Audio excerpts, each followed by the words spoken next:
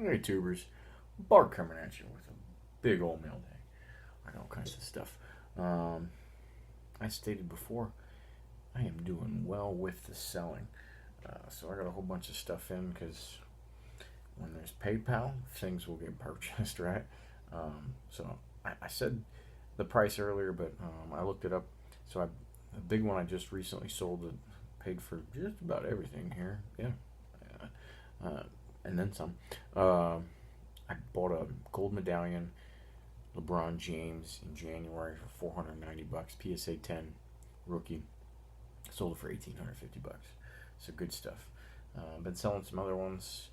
I sold a '04 Chrome LeBron Raw today. 200 bucks straight up. Not even centered. Wow.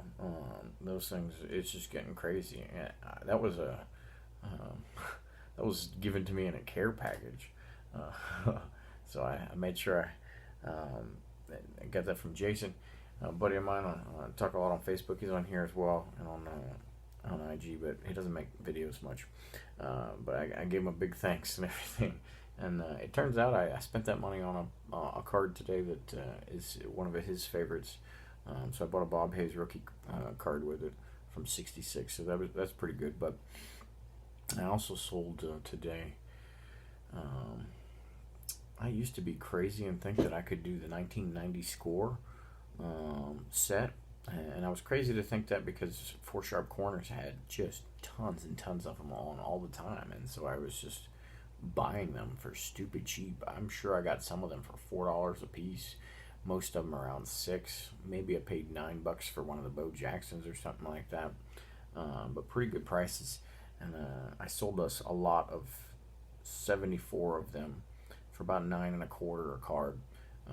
So not a crazy upturn, but these weren't, these were low pop, but they were, some of these guys you'd never heard of before, even if you collected that set type of thing. So there's some Marino hot gun in there and stuff like that. So cards that somebody can sell for 10 or 12 bucks maybe individually, but the bulk of them just to clear them out.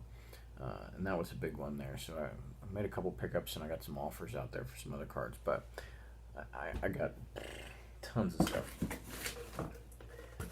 I didn't open this, and I'm not sure if I will yet, but if I do, I'll get organized and actually make a break video. But that's a 1985 Topps box, BDCE certified. And that's because I went looking for a McGuire, and that thing is going nuts from '85. And so I was like, all right, well, if I don't get one, I can either take a chance at breaking one out of a pack and just, be happy with what I get, even though that's not a cheap box by any means. Or if his cards just keep going nuts, especially with this documentary going out, and it's real, that popularity is going to happen, and it already has for McGuire on some of them, because I got a couple on the way, and man, I bought them hours before it just went nuts. So super happy. I didn't get an 85. Four Sharp Corners, two of them were swiped out from under me while they were in my cart, because I didn't buy them fast enough. But I got some others, including, well, hell, I'll tell the story. It'll be in the next video probably, but I got this '87 Topps PSA 10. Bought it for $60 on Four Sharp Corners. They listed one the next day for $225, and that sucker's going for the people are at auctions or whatever bins selling it for $200. So, man, I got that one under the wire. So pretty cool, but we'll see if I break it. If not, if I do, everybody will get to see it on kind of a specific video for that. But if not, it could be a quick flip, and that's why I left it in the wrapper and stuff like that. So I can just close that box back up, send it out, and collect my profit potentially. But let's get into it. Another Project 2020. This is card number 15, and I want to say I think I saw somebody on Facebook selling this for $70 already, even though I paid 17 for it or something like that. So some of these cards are going nuts, especially the earlier ones, because I think now we're in the 50s. I didn't buy any of them this week because I didn't care for them. I'll save those for the end. Did get this beautiful '07 Sterling Joe Staley.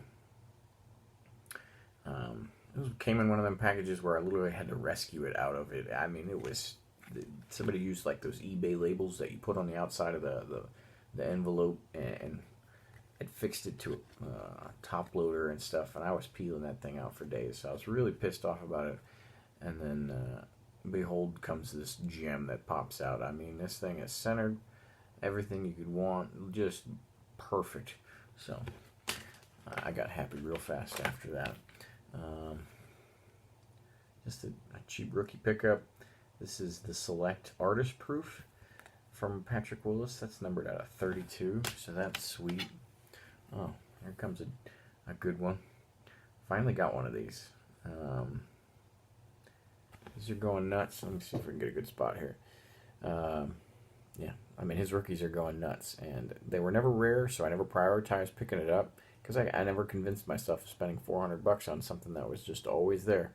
And then, now those things are well over $1,000, so I got this for $200, and I was just like, all right, well, if I couldn't get myself to just spend $400, I better get one now before even the 9 gets crazy. So happy to have one. Iconic card. It is, you know, if I was about 2 years older, I would have had it a long time ago, because this would have been a much bigger card to me, but still pretty excited to have a Griffey finally. A big card in its own right. I forgot to memorize what the pop was of this. I think it's like 70 or something like that, but this is Jason Witten's primary rookie. That'll be in all the registry stuff, and when he makes the Hall of Fame, I got a couple extra years there, and so it's slow rolling picking him up, but the right deal was out there to be had. So from 2003, SP Authentic Jason Witten, future Hall of Famer, and these are numbered out of 1,200. I was on a rainbow kick, and so I told myself I needed a Jimmy G rainbow, so got this orange at a 99 from XR. I picked this one because, I don't know, like a year, or when it came out, I bought the 1 out of 10, the gold one. So, I already had the hard part started, so got a couple more of those coming.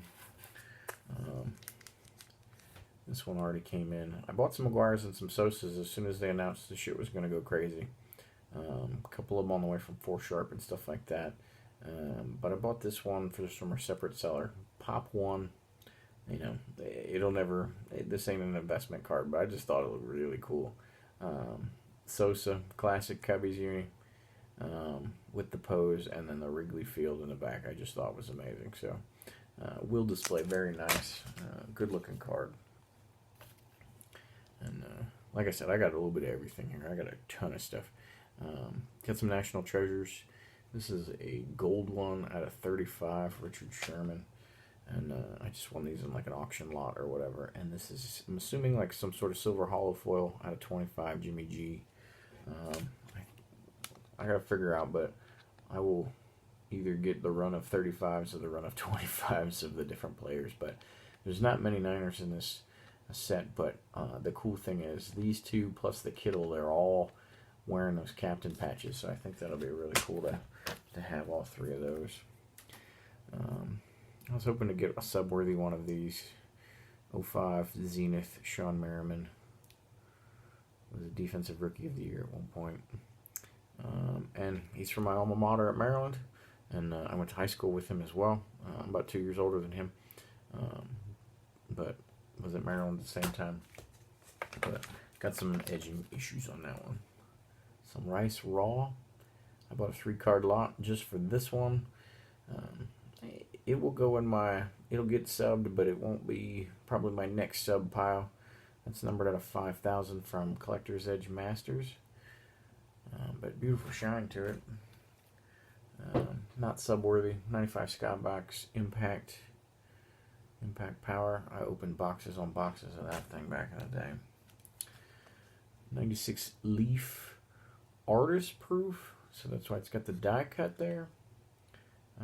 Press proof, excuse me. Pretty cool. I'll get a sub.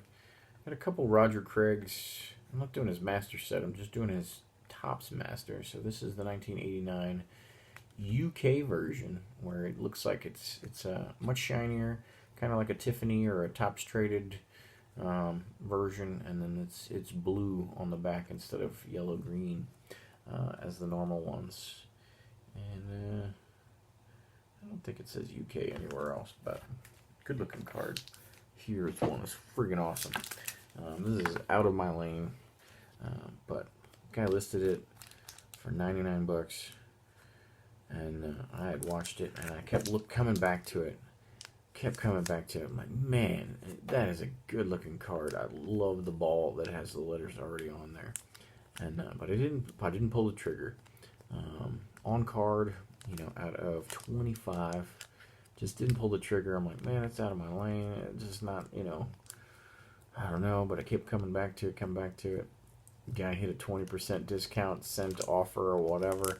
I was like, twist my arm. So I picked it up, and it is a beauty.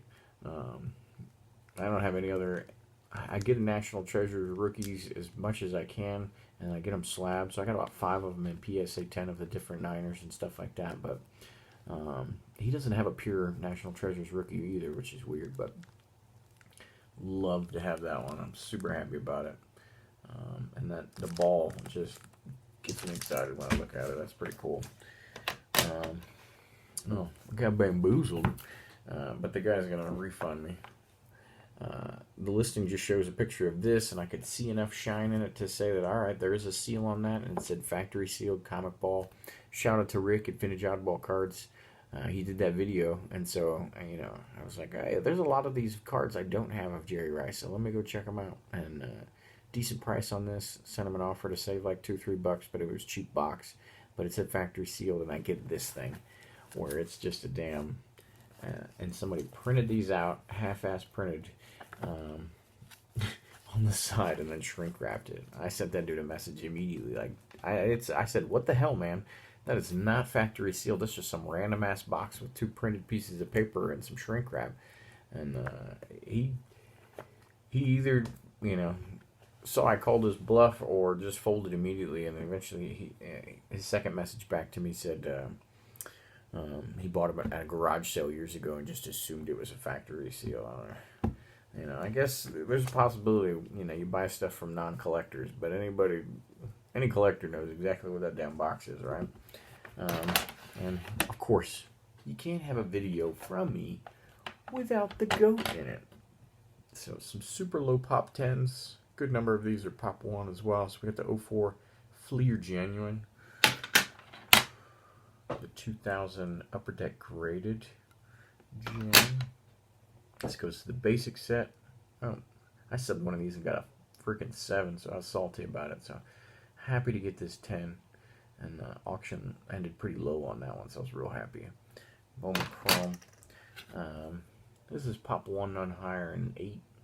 I had a 7, and the auction ended real cheap. So got the upgrade and got the bonus registry points because there's pop 1, it's pop 1, none higher. So another basic one, basic set 1 that I'm super happy about. 2002 Topps Chrome. And looks real good, and I've subbed the base tops of this one a ton, and it is the hardest card ever. So I got a PSA 8 in it or something like that. So it's kind of, I stare at that one and kind of get a little excited knowing how hard the other O2s are. And this one's real nice. I could never sub this without having a giant thumbprint on it or something on the card, the way this thing is just straight mirror silver. So Tidal Wave from 01 Donruss Elite, numbered out of 1990. I thought the foil numbering on the back was cool because it was red, so I thought that was kind of neat. Just mix it up. UD Authentics, 02, PSA 10, Topps Gallery, PSA 10. I think that's a pop 3. 01 SPX, another one goes to the basic set. That one's pop 2. 2001 Pacific Dynagon Retail, pop 1 PSA 10 there. And 01 Leaf Rookies and Stars, PSA 10, and that is a pop 1 as well. So looking around, making sure I covered everything. Got into a case break of Nationals. Cost me like $50. I got junk. I think I got 3 gold cards out of the thing and an off-center Where the hell is it? I got an off-center Soto 85 Mojo or whatever the hell you want to call that. So, but still, I still have some fun getting in those brakes and stuff like that.